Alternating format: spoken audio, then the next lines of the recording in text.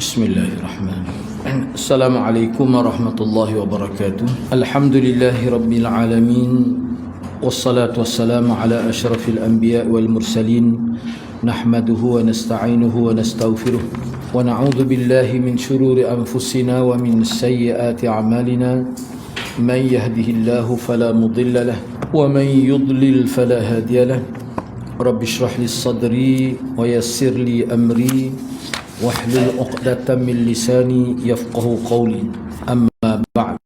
Alhamdulillah, bersyukur kepada Allah Subhanahu wa taala kerana dapat bersama pada pagi ini.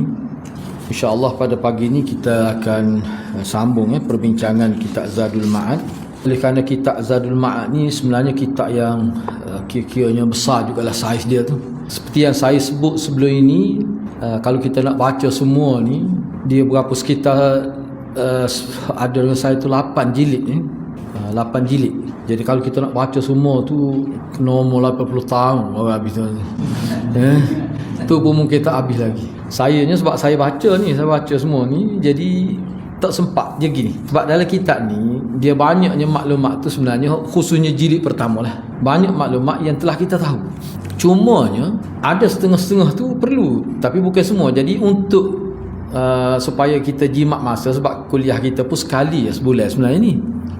Nah, tak jadi 180 tahun, 100 lebih baru habis. Mana kalau nak pun habis lebih jilid. Jadi saya buat begini, cuma tak sempat nak siapkan. Jadi kenapa saya terus pergi kepada petunjuk Nabi tentang khutbah. Sebab hari ni maklumat ni banyak kita tak tahulah secara khususnya. Nabi angkat tangan macam mana khutbah tu, apakah Nabi angkat tangan ke pagi tu, katak tu sampai relah meja tu kalau mana. Dah, hak tu kita akan bincang. Baik, cumanya kalau kita ambil daripada muka surat 79 fasa tentang nasab Nabi tu, hak tu kita sudah biasa dengar. Tetapi ada setengah-setengah tu dia dalam bentuk pemurnian sirah. Sebab itulah, contohnya kalau nasab Nabi mungkin saya petik 1 atau 2 poin saja sebagai maklumat tambahan yang pada pandangan saya mungkin kita ni tak tahu setengah-setengahnya. Kita ambil itu saja. Kalau nak baca maknanya kita kata kalimah demi kalimah, saya rasa itu agak tidak logik lah nak habis 8 jilid ni. Jadi hak tu mudahnya sebab gini, sebab dia ni kitab ni dia ada dalam bentuk maktabah syamilah. Saya buat dah lah, tak sempat siap lagi. Jadi kita akan buat dalam bentuk buku lah, insya-Allah. Macam ringkasan pula lah ini, sebab tidak nak ambil semua. Jadi dalam maktabah syamilah itu kita boleh tu mula ni ada khidmat ChatGPT kan. Mari kita petik poin, kita sudia terima, kita sembang, ambil poin-poin. Misalnya contoh berkenaan dengan kelahiran Nabi dan sebagainya. Ada setengah-setengah tu dia kritik. Hak tu kita nak. Ibnu Qayyim kritik. Hak ni salah, hak ni betul. Kita ambil itu. Sebab maklumat tentang keluarga Rasulullah ni banyak dah kita tahu.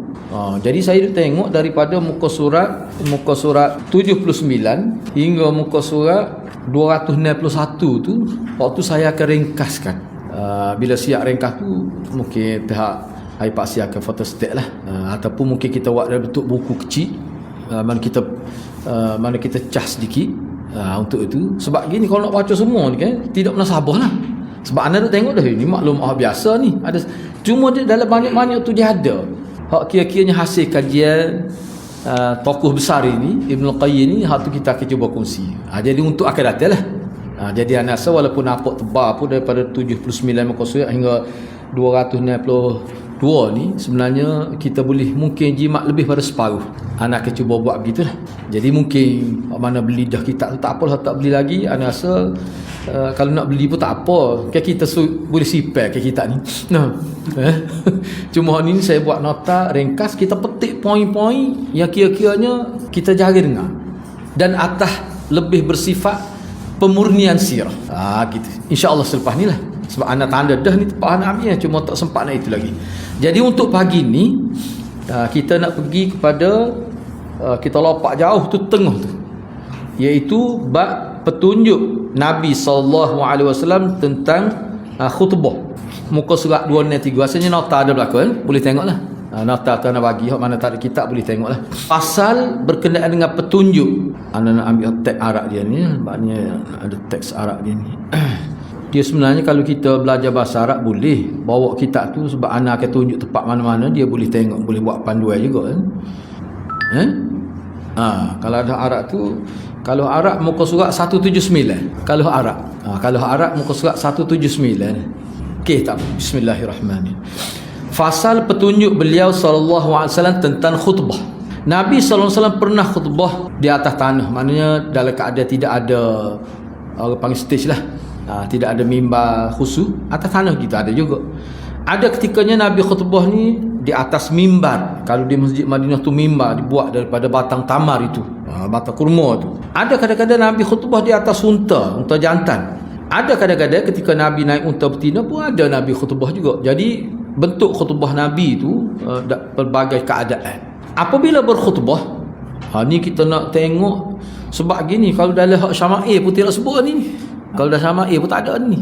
Apabila berkhutbah, kedua matanya merah, suara tinggi, kemarahannya memuncak. Maksudnya kalau dia khutbah ni berkenaan dengan peperangan misalnya. Tetapi secara umum, biar kita nampak gambaran Nabi kita, kalau dia berceramah, berkhutbah, dia serius. Tak ada dia kita kata jenis juk apa, tak ada jenis nak lawak jenaka, tak ada. Dan kalau dia ceramah tu berkait dengan peperangan di medan perang, ni maksudnya mata merah, kemarahan nampak hebatlah. Sesuai dengan keadaan itu. Jadi maknanya kita ni kalau kita bercakap kena tengok audien lah. Kena tengok audien. Kalau misalnya kita kata kalau kita kecek pada kanak-kanak, biar sesuai. Payah kalau nak buat tu. Dia satu seni pula tu. Seakan-akan Nabi memberi peringatan kepada pasukan dia. Tapi hak ni tidak sama. Saya mau tengok jugalah. Dalam hadis kita belajar hadis. Tapi umumnya serius. Beliau bersabda, bersiap-siagalah kamu pada pagi dan pada waktu petang. Maksudnya bersiap-siaga ni, mana kita kena bersedia semua untuk kematian. Sama ada mati dalam perang ke, mati dalam keadaan biasa, kena siap semua. Siap tu apa maksud? Sentiasa bertaubat, sentiasa buat kebaikan, sentiasa. Kenapa taubat ni kena sentiasa buat? Sebab kesalahan ni ada yang kita tahu, ada yang kita tak tahu. Kalau kita tahu dengan jelas tu kita tak astagfirullah. Kita bertaubat selalu sebagai seorang mukmin yang baik. Tapi ada kesilapan kecil ataupun kesilapan yang besar, tapi kita tak sedar. Kadang-kadang terlupa.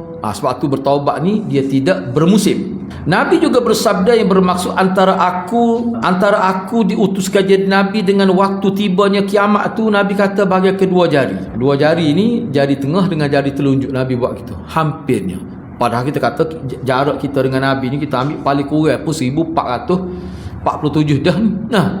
Hijrah. Enggak, dia sebelum tu lagi. Moga penentuan tarikh kalender Hijri ni zaman Sayyidina Umar. Maknanya sebelum tu lagi lah.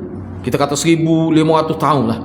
1450 kita kata. Lebih lagi daripada tu. Jarak kita Nabi. Masa tu Nabi sebut, Nabi buat begini dah. Tu tujuan suruh kita bersedia. Kita duduk sekarang ni sama dah esok ke minggu depan ke kiamat tak tahu dia. Sebab tu Nabi kata kena bersiap siaga semua. Jangan lalai. Kemudian baginda bersabda, amma ba'du. Sesungguhnya sebaik-baik hadis ni ketika khutbah ni orang panggil muqaddimah khutbah Nabi. Muqaddimah khutbah. Dalam ucapan Nabi, antara Nabi sebutnya sebaik-baik hadis adalah kitabullah. Wa khairul hadis kalamullah, wa khairul hadi Muhammadin. Itu antara contoh lah tu. Seburuk-buruk urusan adalah perkara yang diada-adakan dalam agama, yakni perkara bid'ah dalam bab agama, dan semua bid'ah itu adalah sesat. Ni bid'ah istilahi ni. Bid'ah dalam bentuk istilah, bukan bid'ah dalam bentuk lurah. Kalau dalam bentuk lurah mikrofon ni bid'ah. Ada seorang ustaz yang paling canggih lah, dia sebut, dia kata kita ni pun bid'ah sebab kita tak ada zaman Nabi. Itu antara ustaz canggih lah. Banyak canggih yang sebut tu ya. Dia tak ada ayat tu, kita ni bid'ah sebab mana ada zaman Nabi. Anak pun jadi, kita pun jadi nak jawab pun jadi tak kerti sebab tak ada nak prepare tu. Tu Nabi tidak menyampaikan suatu khutbah melainkan dimulai dengan ucapan hamdalah alhamdulillahi rabbil alamin nahmaduhu wa nasta'inuhu. Dia mula dengan hamdalah, yakni kata alhamdulillah. Setiap kali Nabi berucap, Nabi sebut gitu. Ni yang kita bincang ni sunnah bila kita nak kecek dalam konteks amal ni. Sama ada kita mesyuarat ke alhamdulillah, tapi janganlah kita jumpa sore sama sore kita kata gitu juga. Tu cara mengaji doa lah tu. Ni maknanya dalam program walaupun kecil sunnah ni. Kita ni sedang ni belajar sunnah, sebab tu nama kita ni Zadul Ma'ad, bekal untuk pergi hari akhirat. Enggak kok kita ni kadang-kadang kalau kita sebagai guru hadirat, sehari tu berapa subjek kita mengajar, mana kita mesti sebut alhamdulillah kita jumpa pula hari ni dah. Tak apa dah. Paliku. Baik. Adapun perkataan sebahagian ahli fiqh, inilah bagusnya dia punya kata dia Ibnu Qayyim ni, kita setuju tak setuju satu hal, tapi banyak juga sebab tu anak nak ambil, anak kata anak nak ambil sebab anak baca dah semua ni. Kita tanda dah, cuma kita akan petik. Misalnya di sini. Cuba tengok. Adapun perkataan sebahagian ahli fiqh bahawa beliau sallallahu alaihi wasallam memulai khutbah istisqa ketika nak minta hujan tu, dia ada khutbah kan, dengan mengucapkan istighfar, dan khutbah 2 hari raya dengan mengucapkan takbir, tidak memulai dengan alhamdulillah. Kata Ibnu Qayyim, kenyataan mereka itu sebenarnya tidak memiliki sandaran atau landasan apapun daripada sunnah Nabi sallallahu alaihi wasallam. Hak istighfar tu ada sebut, tapi pemula, muqaddimah dalam ucapan memang Nabi sebut alhamdulillah. Tak ada start astagfirullah. Hak selepas tu ada. Bahkan sunnah Nabi sallallahu alaihi wasallam bercanggah dengan tu, iaitu memulai semua khutbah ni, tak kira khutbah hajah ke khutbah Jumaat, khutbah hari raya, tak kira lah, semua dengan ucapan hamdalah, yakni mengatakan alhamdulillah. Ni jadi kita kena gitulah. Ini juga salah satu di antara 3 pandangan para pengikut mazhab Imam Ahmad, serta menjadi pilihan Syekh kami Ibn Taymiyah, semoga Allah mengampunkan atau menyucikan dosa-dosa mereka semua. Nabi SAW biasa berkhutbah sambil berdiri.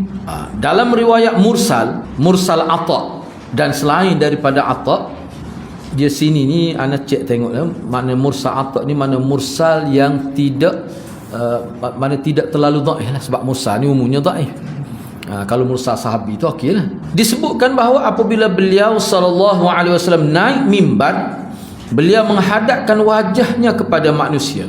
Kemudian beliau mengucapkan assalamualaikum. Asy-Sya'bi berkata, Abu Bakar dan Umar pun buat gitu juga. Muka surat 207 lepas ni dia akan sebut dengan lebih detail lagi. Nabi ni bila berkait dengan dia khutbah, hak ada mimbar, 3 perkara dia buat. Hak paling utama. Lepas ni dia bincang. Kini kita sebut secara umum dulu. Jadi dia akan tengok kepada, sebab Nabi bukan baca teks khutbah, dia berkhutbah. Semolek-molek gitulah. Kalau kita khutbah hari raya ke apa, kalau tidak guna teks tu sebenarnya lebih baik. Guna bahasa kita lah. Kita boleh faham bahasa Kelantan. Tulis sikit, ambil poin-poin, tak apa. Cuba latih begitu. Baca khutbah lah kalau boleh. Tapi khutbah Jumaat ni tak boleh sebab dia syarat dah gitu kena baca. Kalau tidak, kita akan dibacakan. Jadi kena berhati-hatilah. Beliau sallallahu alaihi wasallam mengakhiri khutbah dengan istighfar. Akhir tu baru dia istighfar. Sebab tu dia kritik tu, kalau ada ahli fiqh ke siapa sebut Nabi memulai khutbah dengan astagfirullah, dia kata tak ada had. Tetapi beliau mengakhiri khutbah dia dengan istighfar, yakni memohon keampunan kepada Allah. Beliau sallallahu alaihi wasallam kebanyakan berkhutbah dengan membaca Al-Quran sebagai muqaddimah khutbah dia. Selepas dia puji Allah gini, dia nak bincang tentang apa? Dia letak sebagai paksi perbincangannya adalah dengan ayat Quran. Itu standard Nabi lah. Dalam Sahih Muslim diriwayatkan daripada Ummu Hisham binti Harithah radhiyallahu anha, beliau berkata, aku tidak menghafal Qaf wal Quranul Majid melainkan dari lisan Rasulullah. Oleh kerana Rasulullah kuat sangat nak baca Qaf, baca ayat Quran, siapa aku ingat jadi? Ingat semua kau tidak tu dia tidak sebutlah, tapi maknanya ingat ayat. Beliau membacanya setiap hari Jumaat di atas mimbar apabila berkhutbah pada manusia. Siapa aku jadi ingat? Maknanya ayat Quran ni dijadikan sebagai dalil, ataupun kita kata sebagai muqaddimah lah. Apa yang kita nak bincang tu kena bawa ayat Quran yang sesuai dengan maklumat yang kita nak sampaikan. Baik. Abu Daud menyebutkan daripada Ibnu Mas'ud bahawa Rasulullah sallallahu alaihi wasallam bila dia bersyahadat di awal khutbah, maka beliau biasanya mengucapkan begini. Ni pemula khutbah. Bila dia kata assalamualaikum warahmatullah, maka dia akan kata alhamdulillah nasta'inuhu wa nastaghfiruh wa na'udzu billahi min shururi anfusina man yahdihillahu fala mudilla lah wa man yudlil fala hadiyalah wa ashhadu an la ilaha illallah wa anna muhammadan abduhu wa rasuluh arsalahu bil haqqi basyiran wa nadhira baina yaday as-sa'ah man yuti'illaha wa rasulahu faqad rasyad wa man ya'sihima fa innahu la yadurru illa nafsah wa la yadurrullaha syai'an. Segala puji bagi Allah, kita mohon pertolongan dan keampunan kepadanya. Kita berlindung kepada Allah dari keburukan jiwa-jiwa kita sendiri. Barang siapa diberi petunjuk oleh Allah, maka tidak ada yang dapat menyesatkannya. Barang siapa yang disesatkan, maka tidak ada pemberi petunjuk baginya. Aku bersaksi tiada Tuhan yang berhak disembah yang sebenar-benarnya selain Allah sahaja. Dan aku bersaksi bahawa Muhammad adalah hamba dan utusan Allah. Dia mengutusnya dengan kebenaran, pemberi khabar gembira dan peringatan menjelang kiamat. Barang siapa taat kepada Allah dan Rasulnya, sesungguhnya telah mendapat petunjuk.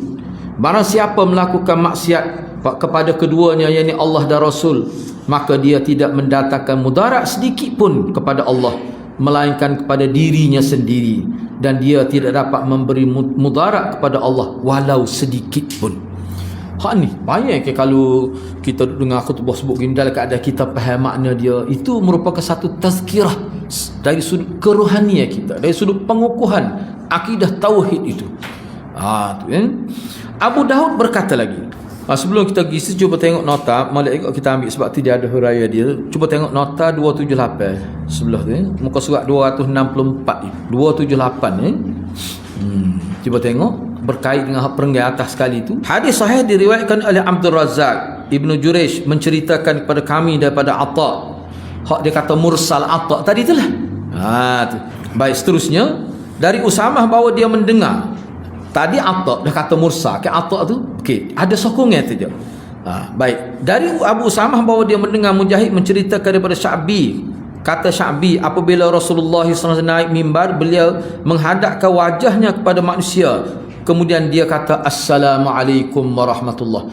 Jadi hadis Atha lagu ni juga mata dia. Jadi kalau kita kata hadis Atha tu mursal, ni tidak, ni sahih ni, hak riwayat ni. Jadi makna dia panggil ada sokongan. Ada sokongan. Jadi walaupun lemah dia boleh naik jadi hasan.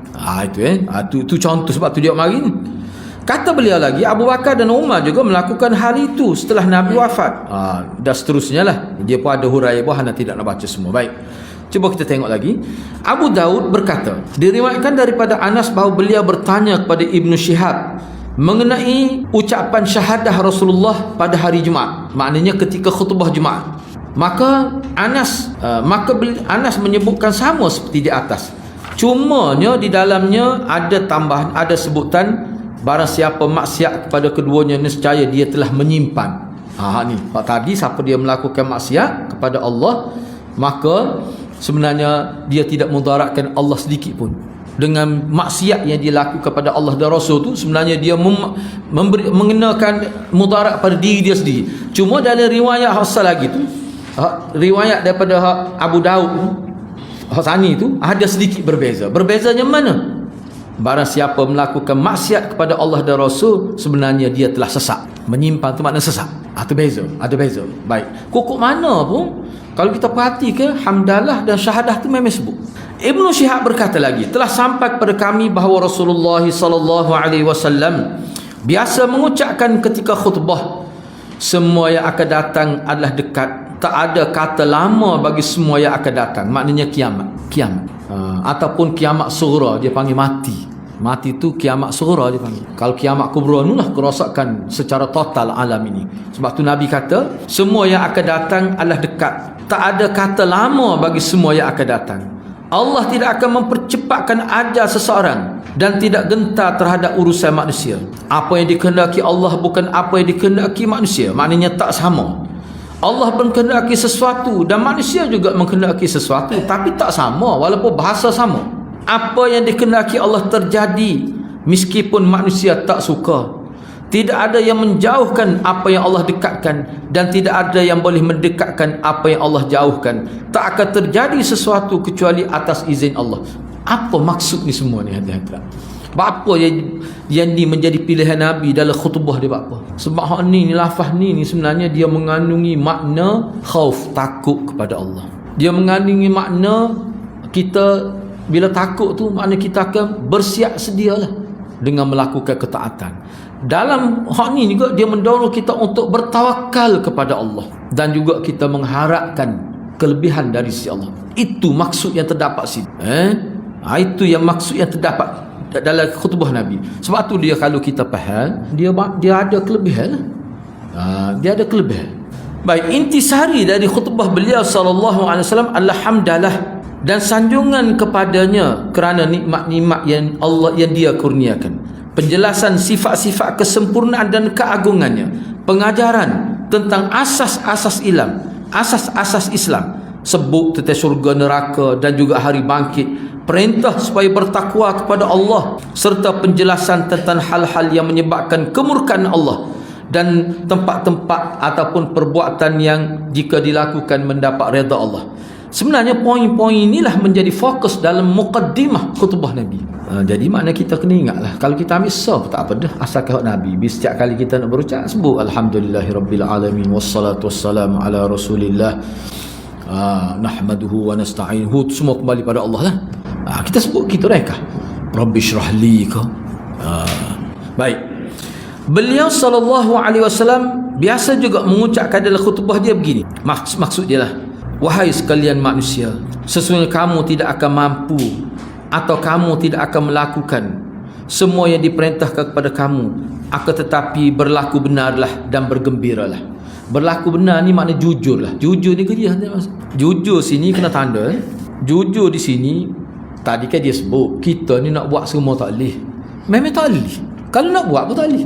Sebab Islam ni senak sudut ada dalam bab perniagaan, dalam bab pemerintah, dalam bab penghakiman, semua dalam bab jiran, semua ada sunnah Nabi. Enggak, kita tak mampu nak buat semua. Jadi yang dimaksudkan jujur di sini, kita jujur dengan diri kita, apa yang kita boleh buat kita kena buat. Jangan duk kata orang hamba tak boleh buat, padahal dia boleh buat. Dia tak ada usaha pun nak buat. Itu tidak jujur. Jujur di sini kena tulis, maknanya kita melaksanakan perintah Allah yang kita boleh buat. Jadi Allah tahu mana kita. Semua apa disebut yang menjadi isu di mahkamah Allah, kita tak buat hak kita boleh buat. Kadang-kadang kita cuba nak buat yang kita tak mampu buat. Hak kita mampu buat, kita tak buat. Itu masalah. Itu yang dimaksudkan di sini. Jadi kalau kita jujur dalam kehidupan kita, Nabi kata bergembiralah. Aku beri berita gembira bahawa kamu akan dapat kebaikan di hari akhir. Tak seharusnya lah bila kita tengok hebat orang ni dalam membantu agama Allah ni, kita tak boleh buat. Kita buat, kita boleh buat. Kita boleh buat. Sebab agama Islam ni digambarkan dalam riwayat, dalam hadis sebagai air mutlak. Semua orang boleh minum air mutlak dengan kadar dia. Maknanya setiap orang dia boleh buat anjuran agama, dia boleh buat amal agama. Boleh buat macam mana? Boleh buat berdasar pada kemampuan dia. Jadi kita tidak akan dipersalahkan di hadapan Allah kalau kita buat apa yang kita boleh buat. Baik, seterusnya materi khutbah beliau ataupun kita kata konten lah, kandungan khutbah Nabi SAW dalam setiap kesempatan sesuai dengan apa yang menjadi keperluan dan kemaslahatan audien para pendengar. Maknanya khutbah ni khususnya khutbah Jumaat lah, Nabi sebut isu-isu yang berlaku dalam seminggu itu. Jadi kalau khutbah tu sebut benda yang tak berkait dengan kita, maknanya isi kandungan dia tu tak tepat. Bicara tentang buah-buahan tempat dalam khutbah, tak, misalnya tak, mungkin tak sesuai lah. Bicara tentang cerita-cerita wali, tu tak sesuai lah. Jadi dia masalah. Sebab kadang-kadang masalah jeli lain, masalah apa ni kita baca lain. Tu email dia kena tahu dia dalam kapus. Sebab pendengar tu orang tempat test itu. Sebagai contoh, anda nak sebut, anda pernah sebut pada email ni, email malas sebutlah email mana ni. Itulah kapung tu berat semua kapung tu. Orang tak pergi sembahyang jemaah ni depan-depan masjid gitu ya. Kapung tu dia panggil jalan sebut tak. Kalau tu dia dengar, kalau orang kapung dia dengar, dia tahu. Dia panggil kampung tanpa wayar. Sebab apa? Dia curi secara terbuka ni, dia punya masa tu wayar telefon ni, di tiar tu siapa tak ada, tinggal tiar saja. Anda tengok pelik kapung ni. Tak apalah, banyak kes berlaku, kita pun pelik, kita report lah. Lagu mana tikman kata tak sah lah. Kalau kita report, esok tak ada tayar kereta. Masyarakat teruk situ. Lepas tu ada situ, anda tengok ada budak tu, yalah tak tahu, bukan silap budak tu, tak ada bank. Ayah dia tak ada nama, dia bank kosong gitu. Orang kapung dia tu anak zina tu, ustaz tu. Allah anak kata nyanyi aku budak tu. Lagu mana yang letak muka dia, maruah dia masa akhirat dia. Lelaki kalau perempuan lagi teruk lah. Tu anak nak ayat gambar itu. Baik, jadi bila kita sebut, misalnya kita nak pergi sembahyang jemaah, dia ada sebuah rumah tu, perempuan lelaki duduk macam duduk joget itu dekat dengan masjid. tepi tu kubur. No. Bila kita report tak nak buat gapo dia kata. Tu. Jadi hak anak nak sebutnya, bapa tu imam tak sebut dalam khutbah belum lagi ni khutbah tak boleh kata. Tu imam takut. Sebenarnya khutbah fungsi dia tu lah. Sebut dengan cara yang bijaksana lah. Kalau tak mampu tak apalah. Cuma kita nak ayatnya asal. Kalau zaman Nabi dulu dalam khutbah dia, konten dia tu adalah isu semasa yang berkait dalam seminggu. Kira khutbah Jumaat ni seminggu sekali, baru menyentuh. Misalnya anda tengok ni, anda baca buku dulu di Maghribi dulu ni, cerita lama dah ni. Bila ulama dia dapat tiada Syiah masuk dalam negara dia, cuba duk menyebarkan apa 40 hari ni berapa kali khutbah kira lah. Dia khutbah tu bantai Syiah, mendedahkan Syiah 40 hari direct, menggunakan khutbah Jumaat seluruh Maghribi. Cara dia buat. Lepas tu dia adalah usaha lain, orang panggil proses nak menyedarkan masyarakat tentang bahaya Syiah. 40 hari ni kita kata mungkin siapa naik khutbah direct. Ni peranan dia panggil khutbah ni sebagai satu media untuk menyampaikan maklumat semasa. Janganlah khutbah yang kita buat tu benda yang tidak berkait dengan kehidupan semasa. Itu makna tak tepat. Kukuk mana pun Nabi SAW tidak menyampaikan suatu khutbah melainkan mesti dia mulakan dengan Alhamdulillah, mengucapkan padanya orang panggil syahadatain, 2 kalimah syahadah dengan jelas. Dinukilkan melalui jalur sahih daripada Nabi SAW, setiap khutbah yang tidak ada padanya syahadat, Nabi kata mana-mana orang yang berkhutbah tapi tidak ada syahadah, asyhadu an la ilaha illallah dalam muqaddimah khutbah dia, maka seperti orang cacat, tangan terpotong. Mana teruklah, mana cacat tu khutbah tu, seperti mana manusia cacat, tangan tak ada, terpotong tangan. Siapa begitu sekali. Beliau SAW tidak memiliki audiens tu sebenarnya yang berada di depannya saat beliau keluar dari rumah. Begitu juga beliau tidak pernah mengenakan pakaian. Ajudan ni kemudian kita tengok pakai dia ni apa ni, keluar dari rumah. Begitu pula beliau tidak pernah mengenakan pakaian pada khatib seperti saat ini, dan tidak memakai kain penutup kepala ataupun kola baju yang luas ni. Kemudian kita macam apa ni, pembantu lah kita kata. Lepas ni dia ada muka surat tu sebelum ni Nabi kita, dia sebelum ni dia ada sesuatu, siapa dia sekretari Nabi, siapa dia pembantu Nabi, Nabi nak tobik rumah, siapa dia ada, sesuatu dia ada buat. Tapi kita tak baca lagi. Maknanya ada. Hak ni cuma ni bahasa Indonesia lah. Hak ni sebenarnya anda tengok dalam syarah dia lah. Dia sebenarnya Nabi tidak tetap pun, cuma minta sahabat minta nak berkhidmat. Contoh kita kata lah, anak mak dia tolonglah Rasulullah, maknanya anak saya menjadi khidmat pada Rasulullah. Sebab bila khidmat pada Rasulullah, setiap pergerakan Rasulullah tu anak dia akan ingat. Itu hadis, itulah ilmu agama. Ada sesuatu kalau hadis-hadis nak tengok, sebab tu anak asal kita kena baca juga. Banyak juga, misalnya pegawai Nabi, pegawai dalam kerajaan Madinah, siapa dia, ada sesuatu nama perempuan yang terlibat dalam urusan, dia ada sebut lah tu. Hak tu hanya maklumat satu hal kita bagi, bukan untuk fikir-fikir pun, itu maklumat saja. Baik, hak tu kita sebut kemudian. Jadi begitu juga beliau tidak pernah mengenakan pakaian para khatib seperti saat ini, dan tidak memakai kain penutup kepala atau kola baju yang luas. Sebab maknanya Nabi ni nak ayat ni ke dia nak ayat ni? Nabi ni kemah, tidak kata besar terbuka, tak kacing terbuka, saya nak kacing kemah. Lepas tu Nabi bila nak khutbah ke dia pakai khullah, dia panggil khullah. Tahu khullah? Khullah ni bukan taylisah Nabi tak pakai. Dia panggil dah untuk khatib pakai tu kan. Tapi dia ada tangan. Hak Nabi tak pakai ni dia panggil taylisah. Taylisah tu dia tarik tangan, dia masuk gitu ya. Lepas tu dia pegang, kerana dia ada ikat supaya jubah ajam dia panggil. Jubah Khomeini pakai tu. Laknatullah tu. Tu. Tu lah. Lagu tu lah. Tapi hak ni tak ni. Kalau Nabi khutbah dia pakai lain pula. Hak tu dia nipis. Kadang-kadang warna ni sangu, warna merah tua. Jadi nampak sama. Lepas tu ni kacing ni tidak kata bokol luah, kola yang luah tu. Maknanya Nabi nak ni orang panggil nampak kemas. Ni kita nak tahu karakter dia, karakter Nabi. Kalau kita nak kira sunnah hari ni. Baik, sekali kita tengok sifat mimbar baginda sallallahu alaihi wasallam. Kalau kita tengok sini sifat mimbar. Jadi sifat mimbar ni sebenarnya ana ada tengok dalam Arab dia. Dia bukan ayat mimbar Nabi. Sebenarnya kalau kita nak terjemah, mana sifat Nabi ketika berada di atas mimbar. Hak tu baru betul terjemah hari ni. Kalau tengok Arab dia. Jadi kita terjemah gitu. Mana sifat Nabi, keadaan Nabi ketika Nabi berada di atas mimbar untuk khutbah. Ada 3 darajah, 3 kedudukan, 3 step lah maksud darajah, 3 step. Mana 3 perkara yang perlu kita tengok. Apabila beliau telah berada di atas mimbar dan menghadap, apabila beliau sallallahu alaihi wasallam telah berada di atas mimbar dan menghadap kepada manusia, maka muazzin mengumandangkan azan. Tu sah. Bila Nabi naik atas mimbar, dia naik tu dia tengok. Dalam riwayat lain sebut Nabi bagi salam, Assalamualaikum warahmatullahi. Dia semai jemaah kan? Sebab kita ruak tu lah. Nabi pun duduk. Muazzin pun lawan ke azan. Azan tu mengikut Imam Tirmizi. Anda tengok dalam Sunan Tirmizi.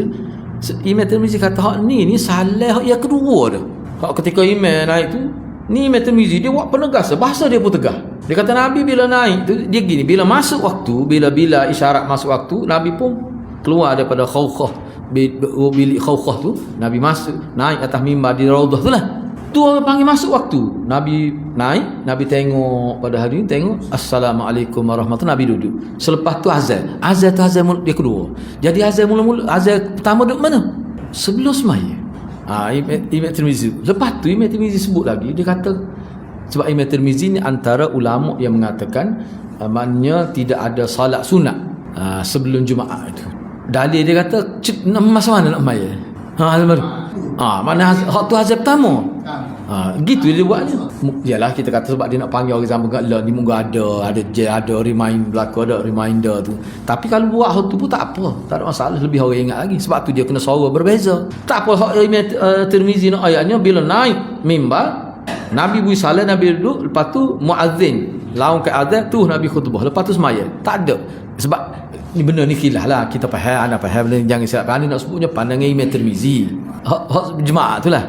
Lepas tu ada hadis-hadis sebut Nabi suruh itu dulu, dia ada konteks dia yang khusus. Waktu kita bincang kemudian lah, ada juga sebut dalam ni. Cuma anda nak sebutnya kalau mengikut Imam Tirmizi ni lah. Jadi hak ni dia mula-mula naik atas mimbar tu biar kita nampak. Tujuannya biar kita nampak pergerakan Nabi tu. Dia naik atas mimbar dan dia menghadap para ramai. Maka pada waktu tu muazzin pun laungkan azan. Azan ni azan yang kedua. Nabi tidak mengucapkan sesuatu sebelum azan dan sesudah azan, kecuali Assalamualaikum lah. Apabila Nabi telah memulakan khutbah, maka tidak seorang pun mengeras bercakap, dan baik muazzin ataupun audiens seluruh. Jadi sini kita tengok naik salat, kemudian duduk, kemudian selepas tu Nabi khutbah. Tu 3 kali Nabi buat. Dia gini hadirat ana ni sebut ni saja nak sebut ni nak biar kita boleh buat perbezaan. Ana pernah pergi ke satu buah masjid itu hari Jumaat juga lah. Bila tu imam tu tubik daripada bilik dia tu, maka muazzin pun iqamah lah. Selepas iqamah tu imam tu berkuliah tu dia sebut jangan mengumpat, jangan fitnah, lebih kurang 1 minit lebih juga. Lepas tu baru dia semaya. Ana duduk di sah yang kelima. Ana dengar tu tuan-tuan, itu imam ni tazkirah pula lepas iqamah. Tu pertama kali dalam sejarah hidup ana, sejarah hidup jumpa sekali bagi lagu tu. Tak tahulah ni pelik ngoti tu. Jadi kalau kita nak kira dengan sunnah ni tak kena langsung lah. Tak kena langsung. Bahkan dalam setengah-setengah mazhab tu lah, la ilaha illallah kacau lalu. Kau tak ada selai masa sekambut dah. Ada juga gitu. Qomat Allahu akbar lalu. Tu imam ready dah. La ilaha illallah. Doa pun tak ada. Tu kalau kita tengok kita boleh nampaklah secara jelas daripada hadis. Baik, tak apalah. Jadi jelas nampak bila Nabi naik mimbar itu saja yang berlaku. Naik mimbar, bagi salam, ikut dari riwayat lain, Nabi duduk, muazzin melaungkan azan, kemudian Nabi khutbah. Bila Nabi baca khutbah tu tak ada seorang. Sebab dalam riwayat ketika Nabi khutbah tu ada seorang sahabat, dia duduk cekar anak batu. Ingat tak? Dia biasa cekar anak batu. Dia duduk dengar, dia tengok Nabi khutbah. Dia main anak batu, Hasa ni batu kerikil. Pergi duduk main gitu, duduk main. Sebab kita duduk main pen, duduk pusing pen tangan tu. Nabi isyarat, man masal hasa faqat lara. Siapa duduk main batu kerikil kecil tu masa baca khutbah tu, maka dia dikira lara, tak boleh pahala. Baik, sekarang ni kita pergi kepada masa Nabi baca khutbah tu, Nabi kemudian bertopan ni tokak, Nabi pegang. Dia pegang alik kiri. Panding kita baca dia punya khilaf ulama tu, dia pegang mana kita kata berpaut pada tongkat lah, ataupun pegang tongkat gitu. Itu maksud dia. Apabila beliau sallallahu alaihi wasallam berkhutbah, beliau mengambil tongkat lalu berpegang pada tongkat itu. Jadi bertopan ni gantung lah, kita tak pegang gitu kan. Jadi kemah kedudukan. Sebab anda tengok dalam syarah hadis, iktimad tu maknanya dia gantung gitu, nak suruh jadi kukuh lah kedudukan dia tu. Lepas tu lagi nak suruh nampak kehebatan itu. Sebab anak tak saya sebut lah, masjid tu pun comel dia buat siap tu. Anak pernah singgah mayat. Tu imam dia tua terlajak. Yang negara masa baca khutbah. Senyap mata. Anak tengok, kata, tak khabar ni. Lepas tu kejut je, baca khutbah pula. Anak tanya sebelah tu, kalau orang tempat tu. Dia kata, tu imam seorang ni aku. Kenapa habis gas dah ni? Dia kata, tak saya berhenti masalahnya. Tua mana? Negara. Anak dia tu. Tak ada apa. Berhenti betul. Ini tidak boleh pasal ni. Anak singgah, anak balik pada KL. Singgah mayat. Anak kata tak boleh nak. Kata tak boleh ni kau setahun ni. Khutbah ni dua rakaat tu. Dia kata tak sebuti masalahnya. Kata tak ada timah muda. Tak gila dia ni. Tak boleh kita nak. Dia kena tak kalau gitu tak boleh. Jadi Nabi ni bila dia berkhutbah, beliau mengambil tongkat lalu dia berpegang pada tongkat ketika berada di atas mimbar. Jadi ana sebut sani mana ulama kata salah satu hikmat nak nampak kehebatan itu. Demikianlah dinukil daripada beliau oleh Abu Daud daripada Ibnu Syihab. 3 khalifah sesudahnya juga melakukan sama. Sayyidina Bakar, Sayyidina Umar, Sayyidina pun buat gitu juga. Kadang-kadang beliau sallallahu alaihi wasallam bertongkat pada busuh panah dia. Busuh panah. Bab busuh panah ni anda tengoklah sifat busuh panah Nabi. Busuh panah Nabi ni kalau dia letak tu, busuh panah dia tu sama tinggi atau atas pada dia. Busuh panah bukan kata sekat kat ni dia. Bila dia tarik tu, gerak itu lagi, jauh lagi. Tu dia pegang tongkat tu. Ada lagi atas ni. Kadang-kadang dia pegang pada busuh panah tu. Tak dinukil bahawa beliau berpegang pada pedang masa dia khutbah, bertongkat pada pedang. Ramai juga di antara orang awam mengira bahawa Nabi SAW memegang pedang di atas mimbar sebagai isyarat agama ditegakkan dengan pedang. Semua ini adalah kebodohan yang sangat buruk ditinjau dari dua sebab, dua sisi. Kata Ibnu Qayyim, dia kata bodoh sebenarnya bahasa Indonesia asal dia jahil. Dia jahil dengan bodoh ni lain. Safih, bodoh ni kalau ajar pun tak erti. Dia tu panggil safih. Sufahat tu jamak daripada safih tu. Gitulah. Jahil ni dia cerdik, cuma dia tak tahu benda tu, maka dia jahil dari benda tu. Sebab tu Abu Jahal dipanggil jahil. Tapi dia tu hebat tu. Orang Arab, orang jahiliah panggil Abul Hakam. Bapa pendeta. Kita panggil Abu Jahal. Jahal tu jahil lah. Maknanya tak erti. Bukan kata dia tu bodoh. Beza. Kalau kita tengok dalam fiqh lughah, safih dengan jahil beza. Kalau jahil ni kalau ajar pun sikit saja bertambah. Kalau safih. Tapi kalau jahil ni boleh jadi cemerlang. Kalau siapa maklumat. Ibnu Qayyim kata kalau ada orang kata Nabi guna pedang, alasan dia kerana Islam ditegakkan di atas pedang melalui peperangan, itu jahil. Ditinjau dari dua sudut. Pertama, sesungguhnya yang dinukil melalui riwayat yang akurat tu mana yang asah, yang sahih lah, yang absah, bahawa beliau sallallahu alaihi wasallam bertongkat pada tongkat atau busuh semasa dia, itu riwayat yang sahih. Yang kedua, sesungguhnya agama ini ditegakkan dengan wahyu, bukan dengan mata pedang, bukan dengan pedang. Adapun pedang hanya untuk melenyapkan pendukung kesesatan dan syirik. Kerana peperangan ini merupakan langkah terakhir untuk penyebaran dakwah. Kota tempat Nabi SAW menyampaikan khutbah yang di Madinah dibebaskan dengan Al-Quran oleh Mus'ab bin Umair dengan Sa'ad bin Mu'az tu. Dua tu lah, pergi rumah-rumah saja. 9 bulan paling kurang. 9 bulan. Sebelum Nabi berhijrah. Bukan ditakluki hati masyarakat dengan kekerasan yang takbirkan dengan pedang. Tak betul tu. Ibnu Qayyim kata tak betul tu. Cuma sini anda nak sebut sikit kan? Sebab sini dia tak sebut sini. Okey, sebenarnya anda nak baca sini berkenaan dengan tongkat ni. Sebenarnya kalau nak kira ketegasan sahabat, kita baca kalau orang kecek tu kan dia bukti, khutbah bukti. Tunjuk. Tu tak boleh. Kadang sahabat lain kalau tak dengar, tapi tak berlaku gitu zaman Nabi ya. Senyap. Kita boleh hakak dia waktu bik, tak luar. Tak salah, mengganggu orang. Kena tegah gitulah. Sebab Masjid Qubakhiyah dulu pernah satu ketika hak duduk alif belakang kanak-kanak tu 400 orang lebih. Ana pergi semaya lewat sikit ni ayat isu ni lah. Tu imam tak nak pakai baju sena, tak apa hebat tu imam. Guru dah kita gelis tu imam. Tokak sena apa lu tokak tu dak. Warna mah. Akhir sekali dia minta khidmat polis wanita. Polis wanita duk gitu ya. Orang tua bodoh senyap pun belakang lain. Dua orang polis. Anda tengok polis pun tak maya, polis Tina perempuan. Jadi anak rakyat tu boleh ambil lah tu kaedah tu ni. Kalau ada jenis pasal buah belakang tu, khutbah ni kena ingat baik seterusnya. Jadi sini ya dalam tradisi Islam, ada nak baca sikit saya kas saja ni.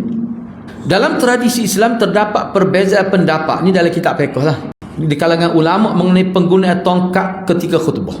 Dalam hadis ada sebut Nabi guna. Lagu mana ulama menyikapi perkara ini? Namun berdasarkan riwayat yang paling kuat, ada mana ulama kita terima. Cuma yang menjadi perbezaan pendapatnya, Nabi pegang tongkat tu alik kiri ke alik kanan. Itu yang menjadi khilaf. Pertama sekali, khilaf pertamanya, hak ni pendapat jumhur. Nabi pegang balik kiri, di sebelah kiri. Menurut jumhur ulama, misalnya dalam mazhab Syafi'i boleh dikatakan semua terimalah. Jika seseorang khatib memegang tongkat, maka tongkat tersebut hendaklah dipegang di bahagian di tangan kiri. Alasannya, pertama sekali kerana hadis Nabi. Walaupun ada di petika hadis Nabi ni lemah, tidak sampai peringkat sahih, macam-macam lah ada kata tu, mursal, tapi kukuk mana pun kita terima hadis tu, mana boleh dijadikan hujah. Yang keduanya, kenapa digunakan tangan kiri? Sebabnya dalam khutbah tu, kalau kita tengok dalam khutbah, walaupun sini tak sebut, Nabi ada akak tangan masa khutbah. Tangan mana Nabi akak? Tangan kanan. Bila tangan kanan, maknanya lebih sesuai pegang tongkat tu tangan kiri. Bahkan anda ingat lagi, masa tu kita pun tak jumpa Tok Guru kita masa bincang benda-benda gini dalam hadis. Maulana kata, kalau kita tengok dalam hadis terus, sahabat cerita semua, Nabi ni bila dia khutbah, dia buat gitu ya tangan dia. Tak ada gitu. Muntah dia boleh nyakit hari ni. No. Nabi sebut gini. Bahkan dan Tok Guru kita sebut lah masa tu lah. Lepas tu kita baca ngaji, jumpa lah. Nabi tak ada pun akak keluar sangat. Tak ada dia kata. Lepas tu tepuk ke macam. Maknanya cukup. Orang panggil sopan lah. Macam sebut. Dia kata khususnya khutbah Jumaat. Gitu ya tangan Nabi. Bukan nombor, tak ada langsung. Anak ayatnya Nabi jaga adab itu. Biar kita nampak cara Nabi. Salah satu hadis yang menjadi pegangan jumhur ulama adalah hadis Al-Hakam bin Hazm radhiyallahu. Apa dia kata di riwayat Abu Daud, ana baca dia punya terjemah dia lah. Kami berdiri, iaitu solat Jumaat bersama Nabi. Lalu beliau berdiri, makna dengan berpegang pada busur, panah atau tongkat dia. Meskipun hadis ni, ini masalah ni. Meskipun hadis ni secara eksplisit, makna secara khusus tidak menyebutkan tangan kiri dalam teks utamanya, para ulama melakukan ijtihad bahawa memegang dengan tangan kiri adalah yang paling utama supaya tangan kanan bebas untuk menyesuaikan percakapan Nabi. Kayak kita bercakap kan, bila kita kalau kita tekan tu kita akak Allahu Akbar, isyarat tangan tu lebih sesuai tangan kanan. Itu ijtihad ulama. Baik.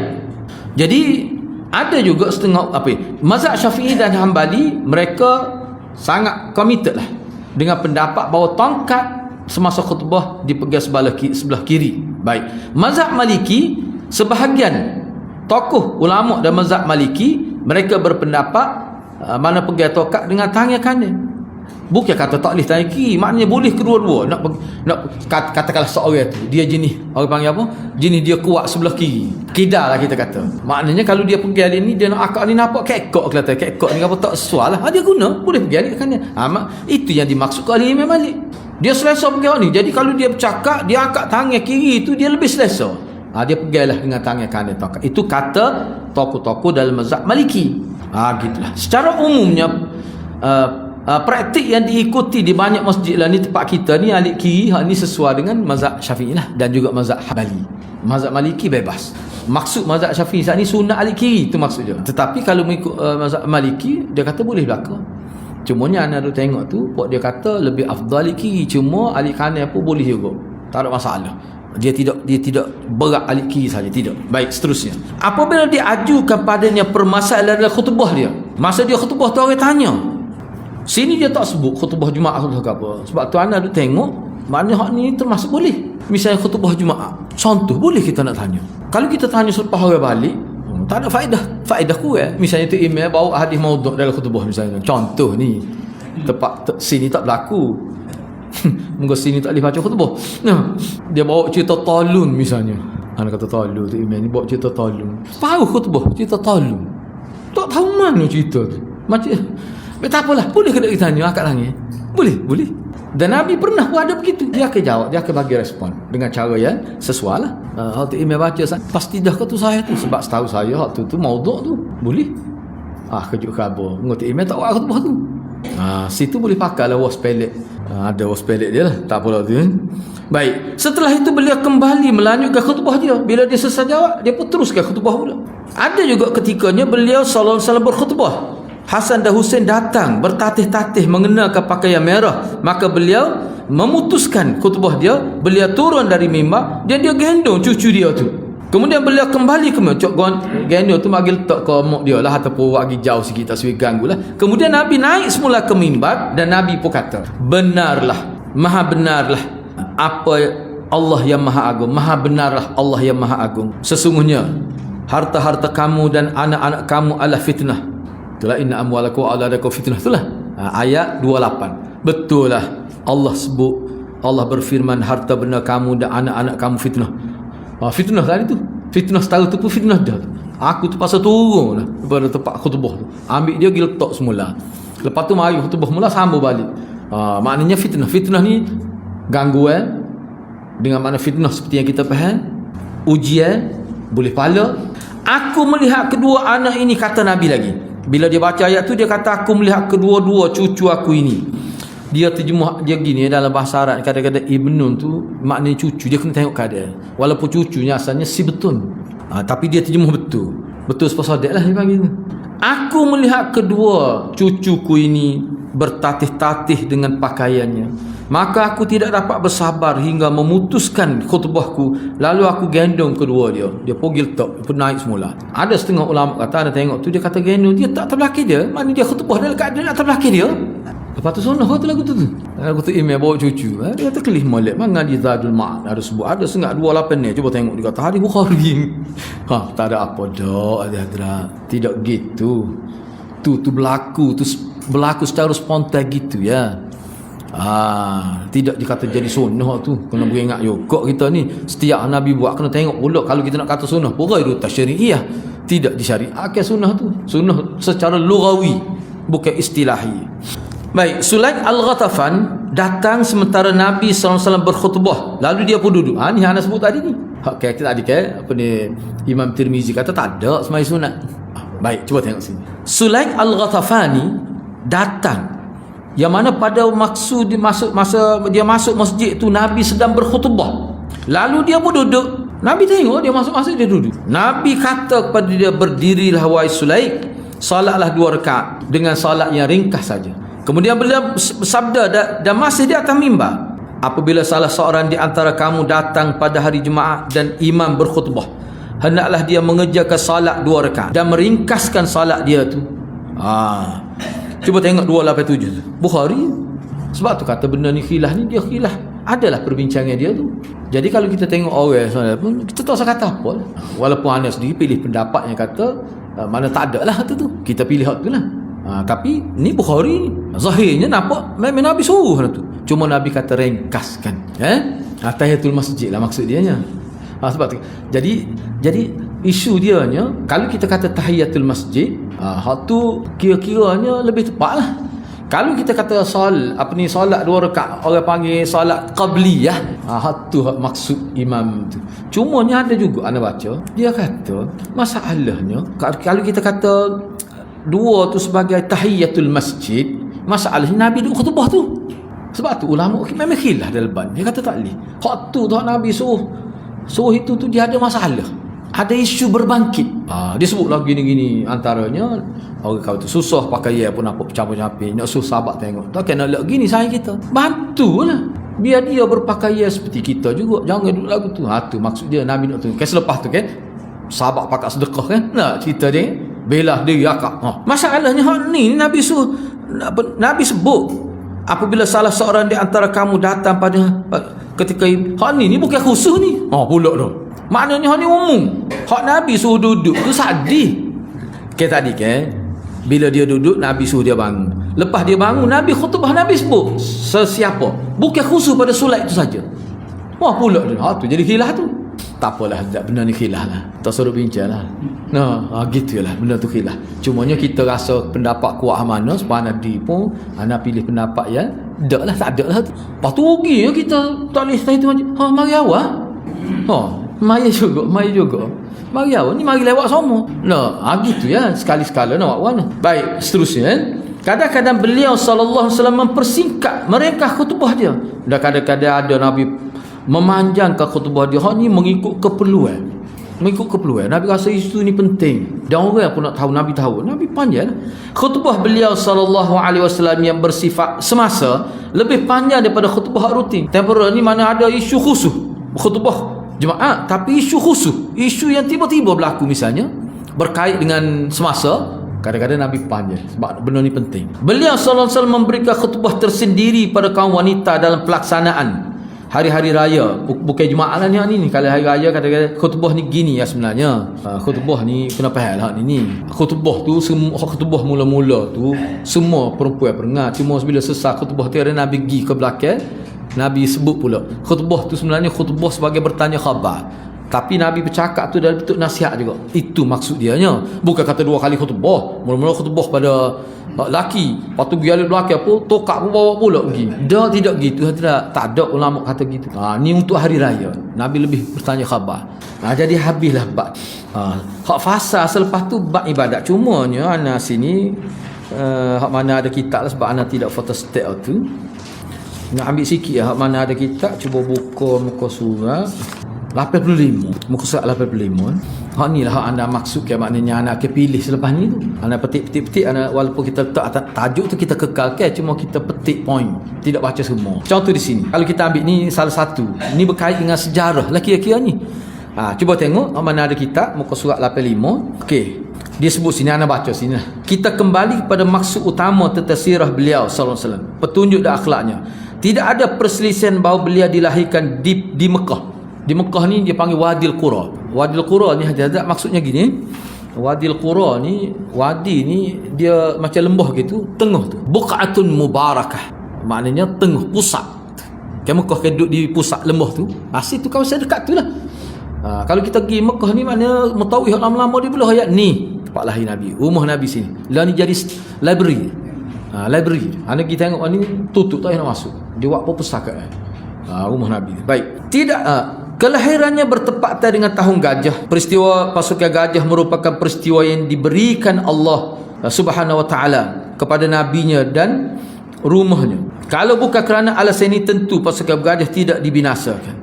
Sebab bala tentera pasukan gajah adalah Nasara, Ahlul Kitab. Agama mereka lebih baik daripada agama penduduk Mekah waktu itu yang umumnya adalah penyembah berhala. Namun Allah menolong mereka mengalahkan Nasara. Suatu pertolongan yang tidak ada campur tangan dengan manusia. Allah turun burung ababil sebagaimana suatu kebaikan dan penghargaan untuk Nabi yang akan keluar daripada Mekah dan pengagungan terhadap Baitullahil Haram. Ini dari sudut orang panggil hikmah. Kenapa Allah musnahkan? Dia cerita, kalau kita tengok dalam riwayat, memang tak mampu pun penduduk Mekah tu masa ni zaman Abu Talib kan, apa ni Abdul Muttalib tu, ingat tak? Abdul Muttalib minta semua penduduk naik atas bukit kan. Kalau kita baca dalam sejarah, apa nak lawan, mari dengan gajah. Dia gajah tu, anda tengok dalam fik sirah lah, gajah dia mari, dia pakai baju gajah. Dia pakai baju tu, pakai tu warna dia tu menakutkan kuda. Tu strategi dia. Gajah nak besar gajah mereka. Memang dia Afrika mu kakak tu. Muga tu. Dia memang Afrika mu. Dia mari dengan pakaian dia, gajah dia jalan sepa pondok bergerak. Lari habis hutan dengan kuda. Takut tengok. Baik, kira-kiranya kalah. Isu dia sekarangnya, hak ni Abraham ni, kira-kiranya Ahlul Kitab dia tu. Kalau kira dia tidak musyrikin. Tapi apa Allah bantu?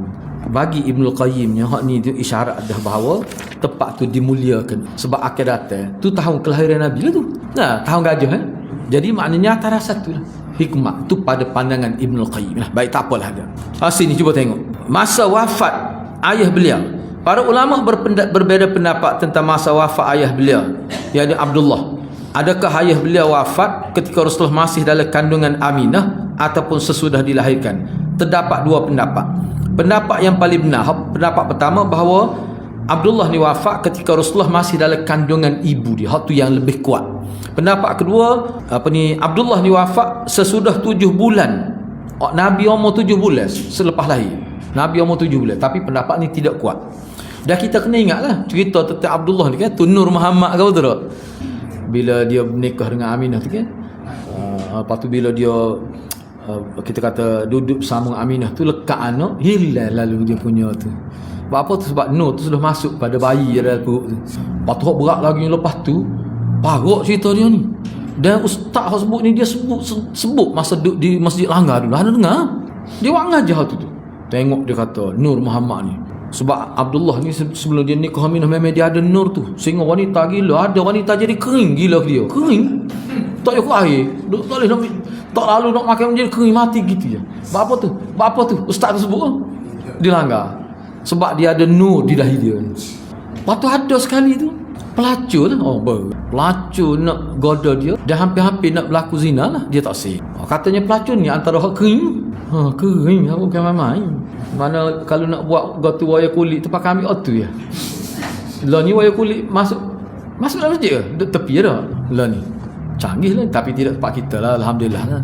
Tapi kalau dia lompat sungai tu hari tu, lepas dia nikah dengan Aminah, bila lekat anak, dia pergi pula nak cari pelacur tu. Dia bersedialah nak berzina. Pelacur tu tak sih, tak ada nur sudah hilang. Allah, apa-apanya anda dengar sendiri tu. Lepas tu kita ngaji Maulana, masa tanah tak ngaji Maulana tu. Katalah ini banyak tak sopan ni. Tu lah, di masjid tu lah, Masjid Langgar kan. Kita ambil sikit lagi sini. Ambil sisa lagi. Cumanya tak ada khilaf di kalangan ulama bahawa ibu Nabi SAW Aminah ni meninggal semasa perjalanan pulang daripada Madinah, antara Madinah dengan Mekah, di tempat yang bernama Al-Abwa itu. Abwa ni, kita nak pergi Mekah tu ada signboard dia kita jumpa tu. Kita nampak Tabuk, Taif, jumpa lah kau tu. Saat kembali daripada Madinah dan rangka mengunjungi pok-pok saudara bagi Nabi lah, dan saat itu Nabi berusia 7 tahun. Lepas ni Nabi jadi yatim piatu. Selanjutnya beliau diasuh. Bila dia meninggal dunia, Nabi diasuh pula oleh datuk dia lah, Abdul Muttalib. Namun datuk pula meninggal ketika Rasulullah berusia 8 tahun. Mana setahun lah duduk dengan datuk dia. Selepas tu yang jaga Nabi pula Abu Talib lah. Cuma masalah 8 tahun, 9 tahun, 10 tahun tu khilaf ulama lah. Apakah dia duduk dengan tuk dia di setahun, 2 tahun, 3 tahun, tu khilaf. Kalau kita kata 2 tahun, maknanya pada ketika dia umur 9 tahun, mana Abdul Muttalib meninggal, gitulah khilaf. Kemudian dia dijaga oleh Abu Talib. Pengasuhnya ini pun terus di bawah jaga Abu Talib lah. Ketika beliau mencapai usia 12 tahun, pak dia bawa dia pergi ke Syam. Versi lain mengatakan saat itu umur dia 9 tahun. Dalam perjalanan beliau dilihat oleh Buhairah, seorang rahib. Dia memerintahkan kepada pak dara Nabi agar tidak membawa anak dara dia ni masuk ke Syam, kerana bimbang akan mendapat gangguan daripada Yahudi. Sebab Yahudi kena cek muka Nabi. Muka dia sebut dalam kitab Taurat ni Injil dengan terang. Dia bimbang. Buhairah kata.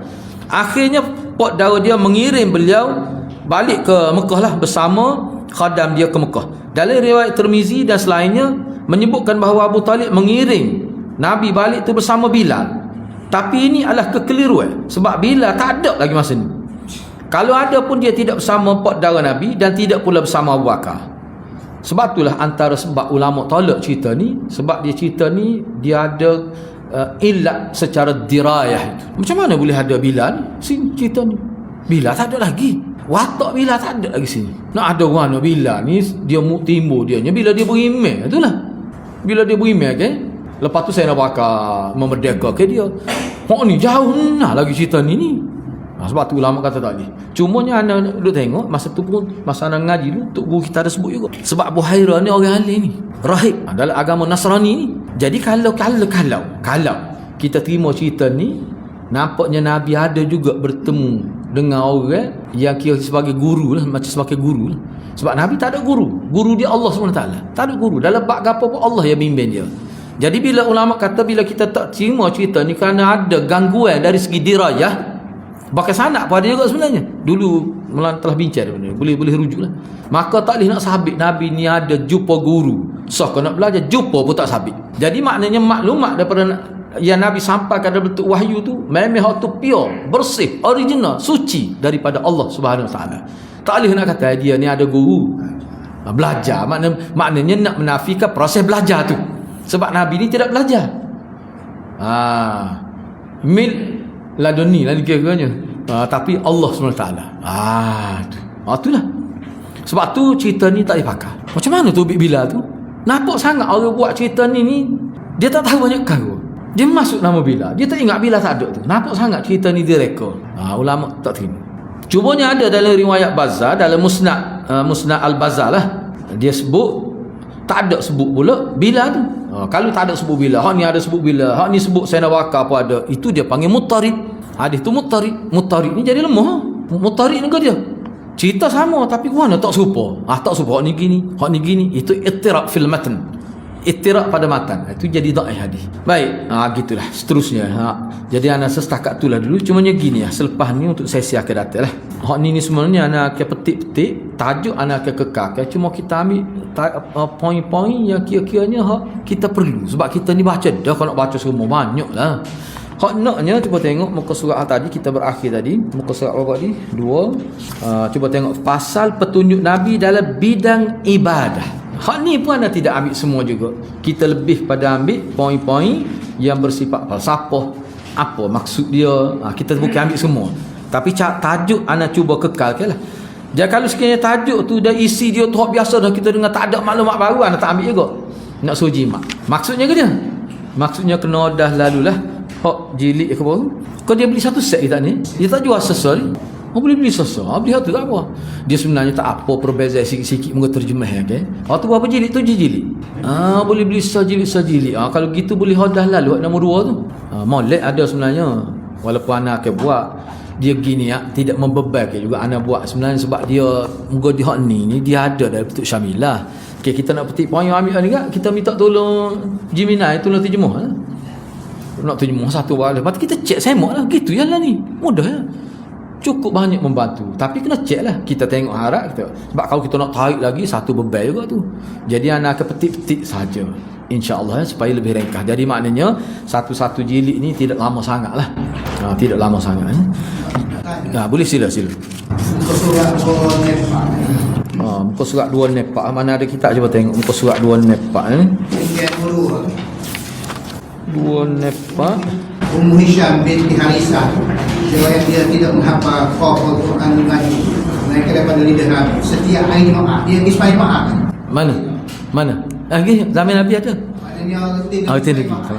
Dia gini isu sembahyang Jumaat di zaman Nabi ni, contohnya sahabat Nabi yang menggalakkan, misalnya Aisyah dia galak pergi. Bahkan anda tengok hak Yusuf Qaradawi pun dia kata molek perlu sebab boleh dengar khutbah dan boleh sembahyang Jumaat. Molek. Cumanya dalam mazhab Syafi'i ni dia letak atas dasar galakkan itu lebih ditumpu pada lelaki. Tapi zaman sahabat memang ada atau memang ada. Okey. Tak ada soalan ni. Kalau tak ada soalan kita tangguh setakat itu insya-Allah. Untuk dalam bulan seterusnya lah. Anak cubalah buat tu sebab anak pun dah tengok dah. Insya-Allah ringkaslah. Okey, jadi ana setakat itulah dulu. Mudah-mudahan Allah berkati kita semua. Aku qouli hadza wa astaghfirullahal azim li wa lakum. Wassalamualaikum warahmatullahi wabarakatuh.